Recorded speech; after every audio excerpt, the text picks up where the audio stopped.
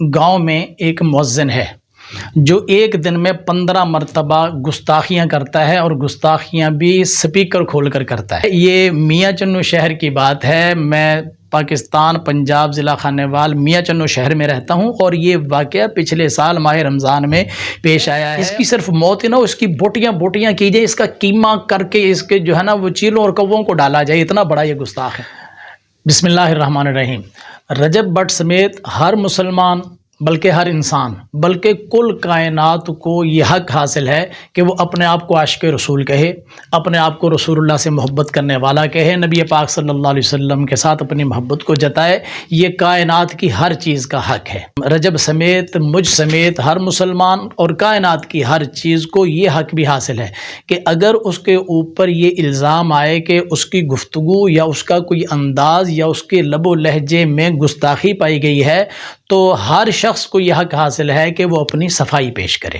لیکن ہر کسی کو اس کے عشق کے مطابق یہ حق نہیں ہے کہ وہ دوسرے کو اگر دیکھے اور اس کو اپنی دانست میں سمجھے کہ یہ اس کا عمل گستاخانہ ہے، اس کی گفتگو گستاخانہ ہے، تو وہ اس پر گستاخی کا فتویٰ لگا دے اور یہ آرزو اور جستجو بھی کرے کہ اب چونکہ میں نے اس کو گستاخ کہا ہے، مجھے یہ لگتا ہے کہ یہ گستاخ ہے، لہٰذا اب سارے لوگ اس کو گستاخ سمجھیں۔ ایسا نہیں ہے۔ میں اس پر گفتگو کرتا ہوں، لیکن اس سے پہلے اسی سے ریلیٹڈ ایک بڑی دلچسپ سٹوری ہے اسی گستاخی کے حوالے سے۔ اور یہاں تو گستاخی توہین رسالت کی بات چل رہی ہے نا، میں آپ کو ایک گستاخ اللہ کا واقعہ سناتا ہوں۔ پچھلے ماہ رمضان میں، رمضان 1445 ہجری کا واقعہ ہے، پچھلے ہی ماہ رمضان کی بات ہے، مجھے ایک کال آتی ہے اور ایک آدمی کہتا ہے کہ جی آپ سے ایمرجنسی میں مجھے ملاقات کرنی ہے، مجھے ٹائم دیجیے۔ میں نے تھوڑی لیت و لال سے کام لیا کہ ماہ رمضان میں مصروفیت زیادہ ہوتی ہے، قرآن پاک پڑھنا ہوتا ہے، تراویح پڑھانا ہوتی ہے، تو میرے پاس ٹائم نہیں ہوتا۔ اس نے کہا جی کہ جیسے بھی ٹائم ملے، مجھے بہت ایمرجنسی ہے اور آپ مجھے ضرور ٹائم دیں۔ میں نے کہا جی کہ تراویح کے بعد میرے پاس تھوڑی سی فرصت ہوتی ہے، آپ آ جائیے۔ تو اسی دن وہ تراویح کے بعد میرے گھر آ گیا۔ میں تراویح پڑھا کر جیسے ہی گھر آیا تو مجھے پتہ چلا کہ کچھ لوگ آئے ہوئے ہیں ملاقات کے لیے۔ میں ان کے پاس بیٹھ گیا۔ اب 4-5 آدمی ہیں ملاقات کے لیے بیٹھے ہوئے ہیں، اور میں جا کر بیٹھ گیا۔ اب سٹوری شروع ہوتی ہے۔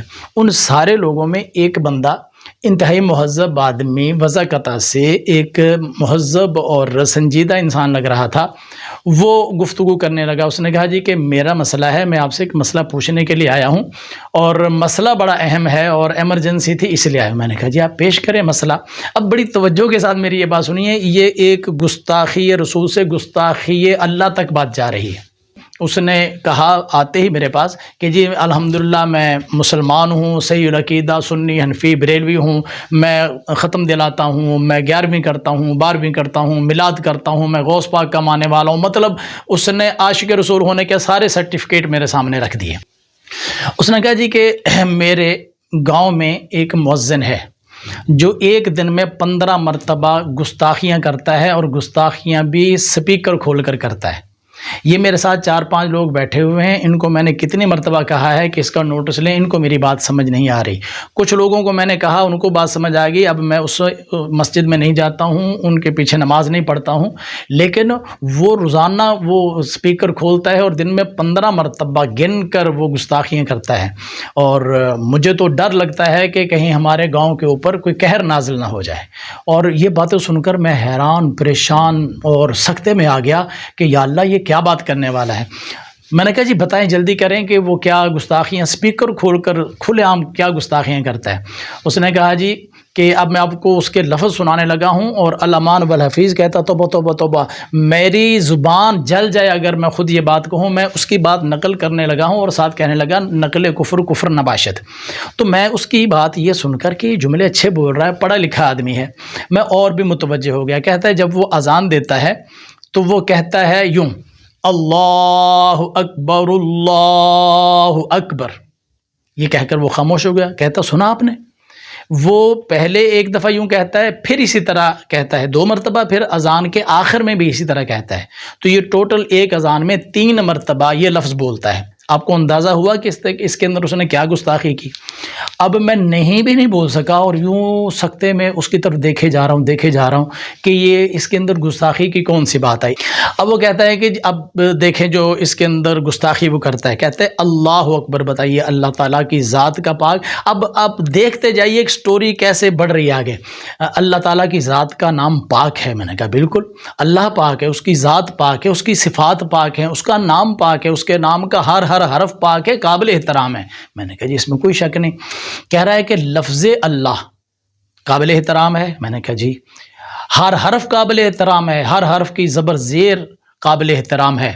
کہتا ہے وہ جب اللہ اکبر کہتا ہے پہلی مرتبہ تو اللہ اکبر پورا کہتا ہے، لیکن جب اس کے ساتھ جوڑ کر اگلا اللہ اکبر کرتا ہے تو توبہ توبہ توبہ، وہ لفظ اللہ کا حمزہ کھا جاتا ہے۔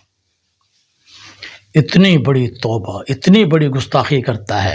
پہلے اللہ اکبر میں حمزہ پورا پڑتا ہے اور اگلے میں جا کر وہ حمزہ کھا جاتا ہے، وہ اللہ اکبر پڑھتا ہے۔ ایک مرتبہ نہیں، اگلی مرتبہ پھر کرتا ہے اور آخر میں جا کر پھر کرتا ہے۔ بتائیے اس سے بڑی توہین کیا ہوگی کہ ان کائنات میں کسی انسان کی جرت ہے کہ اللہ پاک کے پاک نام کے پاک حروف کا کوئی ایک لفظ کھا جائے۔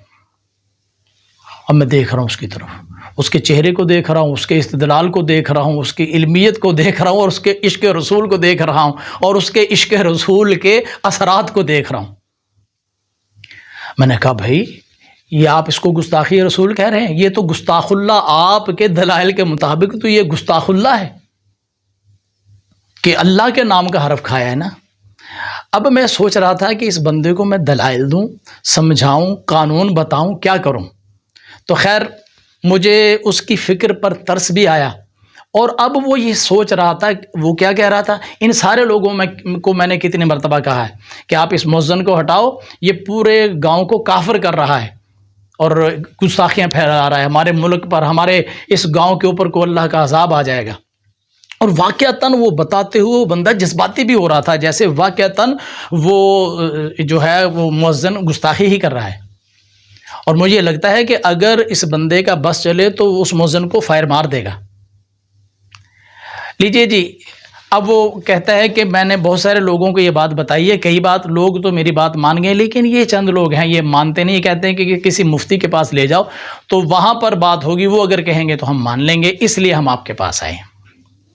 اب آپ بتائیں۔ اللہ اکبر، بتائیے اس معاشرے کا کیا کریں گے آپ کہ ایک شخص اپنے علم، اپنے عشق، اپنی محبت میں اس قدر ڈوبا ہے کہ اس کو دوسرے بندے کا اللہ اکبر کہنا گستاخی نظر آ رہا ہے۔ خیر میں نے پھر اس کو جواب دینے کے لیے یوں کیا کہ ایک بچے کو کہا کہ بیٹا قرآن پاک لے کر آؤ۔ قرآن پاک رکھ دیا، میں نے اس سے پوچھا کہ آپ نے قرآن پڑھا؟ کہتا ہاں جی الحمدللہ میں نے تجوید کے ساتھ قرآن پڑھا ہوا ہے۔ میں نے اس کے سامنے رکھ دیا، میں نے کہا آپ ذرا شروع سے انگلی رکھ کر پڑھنا شروع کر دیں۔ تو اس نے انگلی رکھی اور سورہ فاتحہ کی بسم اللہ الرحمن الرحیم پر انگلی رکھ دی۔ تو میں نے اس کو جب کہا کہ آپ پڑھیے، اس نے انگلی رکھی اور کہتا ہے بسم اللہ الرحمن الرحیم۔ میں نے کہا بس چپ۔ میں نے کہا پھر پڑھیے۔ اس نے پھر انگلی رکھی اور اسی طرح پڑھ کر خاموش ہو گیا۔ میں نے کہا پھر پڑھیے۔ اس نے جب 3 مرتبہ بسم اللہ الرحمن الرحیم پڑھ لیا، میں نے کہا اب ذرا اس بسم اللہ پر انگلی بھی رکھیے، ایک ایک حرف پر مجھے ڈھونڈ کر بتائیے کہ اس پوری بسم اللہ میں کہیں لفظ اللہ موجود ہے۔ اب وہ دیکھنے لگا جی اللہ موجود ہے۔ میں نے کہا آپ نے 3 مرتبہ پڑھا اور تینوں مرتبہ آپ نے اللہ کی پاک ذات کے پاک نام کے پاک حروف میں سے ایک حرف کھا گئے، تو آپ بھی گستاخ اللہ ہو گئے۔ آگے چلیے سورہ فاتحہ شروع کیجیے۔ تو انہوں نے پھر سورہ فاتحہ شروع کی، الحمدللہ رب العالمین۔ میں نے کہا رکیے، اس نے پھر پڑھایا 2 مرتبہ، تیسری مرتبہ میں نے پڑھا کر کہا اب ذرا خاموش ہو جائیے۔ میں نے کہا اس سورہ فاتحہ کی پہلی آیت میں کہیں آپ کو اللہ کا نام نظر آیا؟ اب وہ دیکھ کر کے اس نے کہا جی ہے۔ میں نے کہا اللہ تعالیٰ کی پاک ذات کے پاک نام کے حروف میں سے ایک حرف آپ کھا گئے، آپ نے یہ لفظ اللہ نہیں پڑھا بلکہ اس کو للہ پڑھ دیا۔ تو گستاخی رسول سے بڑھ کر گستاخ اللہ ہو گئے آپ۔ اب وہ ایک دیر کے لیے، کچھ دیر کے لیے ہو گیا خاموش۔ اب وہ یہ بات دل میں طے کر کے آیا تھا کہ اس مؤذن کو گستاخ قرار دینا ہے، تو میں نے اس کو کہا کہ گستاخ رسول نہیں، اس کو گستاخ اللہ کے درجے پر لے کر جاؤ نا، کہ گستاخ رسول کی سزا تو صرف موت ہی ہے، اس کی صرف موت ہی نہ ہو، اس کی بوٹیاں بوٹیاں کی جائے، اس کا قیمہ کر کے اس کے جو ہے نا وہ چیلوں اور کووں کو ڈالا جائے، اتنا بڑا یہ گستاخ ہے۔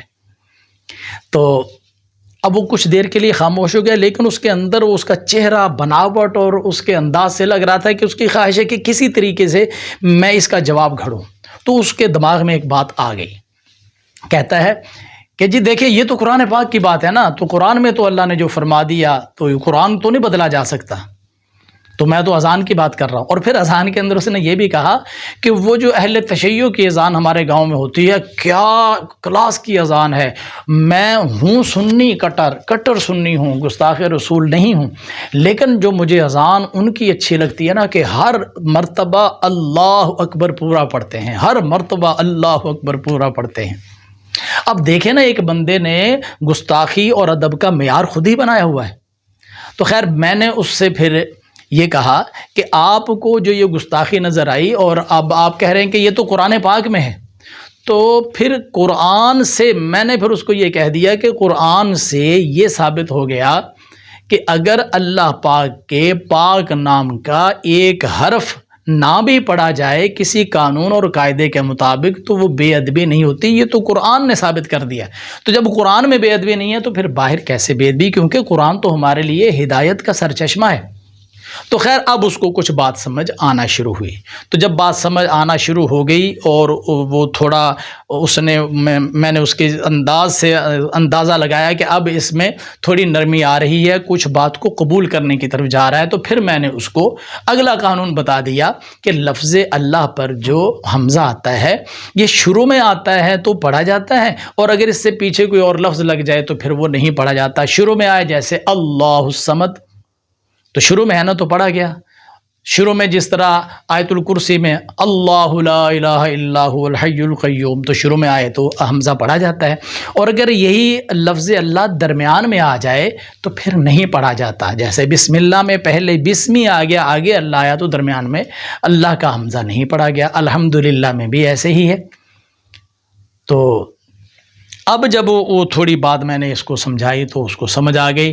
اب وہ تھوڑا ٹھنڈا ہوا، جو ساتھ لوگ آئے تھے ان کو بھی اطمینان ہوا، اور خدا خدا کر کے اس مؤذن کی جان چھوٹی، ورنہ تو وہ مؤذن کے گلے پڑا ہوا تھا کہ اس مؤذن کو ہٹاؤ، یہ گستاخی کر رہا ہے، دن میں 15 مرتبہ گستاخی کرتا ہے۔ تو مجھے نہیں معلوم تھا کہ وہ مؤذن کون ہے۔ یہ میاں چنو شہر کی بات ہے، میں پاکستان پنجاب ضلع خانیوال میاں چنو شہر میں رہتا ہوں، اور یہ واقعہ پچھلے سال ماہ رمضان میں پیش آیا ہے، اور میاں چنو کے ایک نواحی گاؤں کا واقعہ ہے۔ میں اب اس گاؤں کا نام نہیں لینا چاہتا اور نہ ہی ان افراد کا ذکر کرنا چاہتا ہوں۔ میں آتا ہوں اپنے مدعا اور مقصد پر کہ صاحب ایسا نہیں ہے کہ کسی آدمی کو خود کو لگے کہ فلاں بندے نے بے ادبی اور گستاخی کر دی، اب وہ واقعتاً پوری دنیا اس کو گستاخ ہی قرار دینے لگ جائے، ایسا نہیں ہے۔ کسی آدمی پر گستاخی کا جو فتویٰ لگنا ہے، اس کو گستاخ ڈکلیئر کرنا ہے، یہ بہت بڑی بات ہے۔ ہر آدمی اس کو اپنے ہاتھ میں نہ لے، ہر ایرا غیرہ، بلکہ ہر شخص، بلکہ میرے جیسا آدمی یا بہت بڑے بندے بھی اپنے طور پر کسی کو ان کو لگتا ہے کہ یہ گستاخی کر رہے ہیں تو اس کو گستاخ ڈکلیئر نہ کیا جائے، بلکہ اس کا طریقہ یہی ہے کہ اس بات کو علماء اور فقہاء کی مجلس میں پیش کیا جائے اور ان سے پوچھا جائے کہ کیا یہ بات گستاخی کے زمرے میں آتی ہے یا نہیں آتی۔ ہم اٹھ پڑتے ہیں اور خود کو ہمیں لگتا ہے، جیسے میں نے آپ کو واقعہ سنا دیا کہ خود کو لگا کہ یہ بندہ گستاخ ہے، اب ٹھیک ہے، اب اس کے اوپر گستاخی کا فتویٰ بھی لگے، وہ کافر بھی ہو جائے، مرتد بھی ہو جائے اور واجب القتل بھی ہو جائے، اور وہ گھر سے بھی چلا جائے، اس کو جیل ہو جائے اور کبھی گھر لوٹ کر نہ آئے۔ یہ بہت بڑا اہم مسئلہ ہے، اس کو بچوں کا کھیل نہیں بنانا چاہیے۔ تو آ جاتے ہیں رجب بٹ کی بات پر کہ اس کا جو لہجہ 295 کے بارے میں بے ادبانہ، گستاخانہ اور غلط لہجہ ہے، تو ٹھیک ہے، یہ اعتراض اس کے اوپر بجا ہے اور اس کا جواب وہ خود بھی دے گا، لیکن میں نے دیکھا ہے کہ اس کے جواب میں اس نے تسلیم کر لیا کہ میرا لہجہ غلط تھا، میرا ارادہ یہ نہیں تھا۔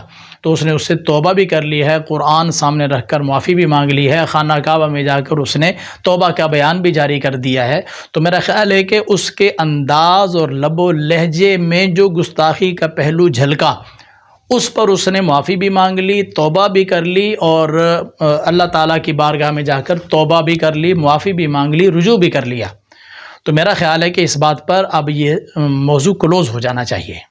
اللہ کریم ہمیں استقامت نصیب فرمائے دین میں، اسلام میں، اور رسول اللہ کے ساتھ محبت میں، دین کی صحیح اور سچی سمجھ نصیب فرمائے، اور ہمیں زندگی بھر ہر لمحہ اپنے محبوب کریم صلی اللہ علیہ وسلم کا سچا پکا غلام بنائے۔ گستاخی تو کیا، گستاخی کے کروڑویں حصے کے ادنا شائبے سے بھی محفوظ فرمائے، گستاخوں کے سائے سے محفوظ فرمائے، گستاخوں کے پڑوس سے محفوظ فرمائے، ان سے رشتہ داری سے محفوظ فرمائے، ان کے ساتھ تعلقات قائم کرنے سے محفوظ فرمائے۔ السلام علیکم ورحمۃ اللہ۔